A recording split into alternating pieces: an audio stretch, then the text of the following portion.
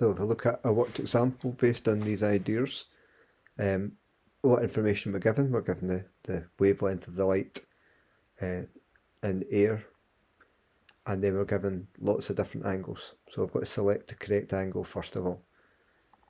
Now quite often you're just given this angle and you've got to work out that one. So you've got to look carefully and see, is the angle you're given between the normal and the ray, or between the ray and the surface? Between normal and the ray, that's fine. If between the ray and the surface, you need to subtract it from 90 to work it out. So this is our theta 1.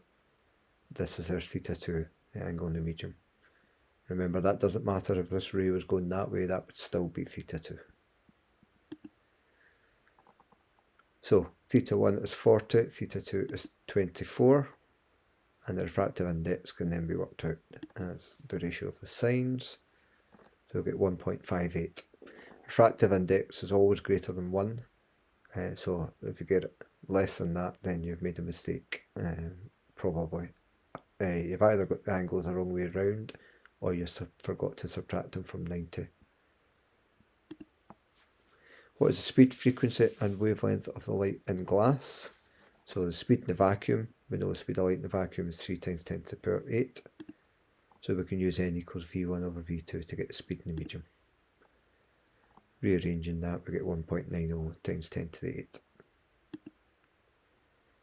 Then we can use v equals f lambda. Now we could apply this both either in the medium or in the air, but it's easier in air because we know the wavelength in air, we know the speed in air.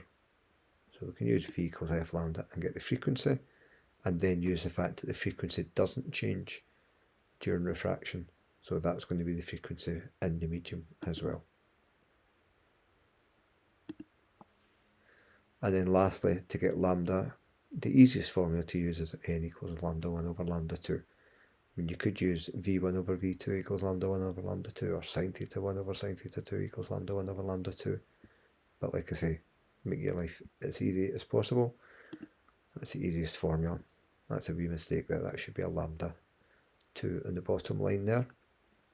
And rearranging that, we get 4.43 times 10 to the minus 7.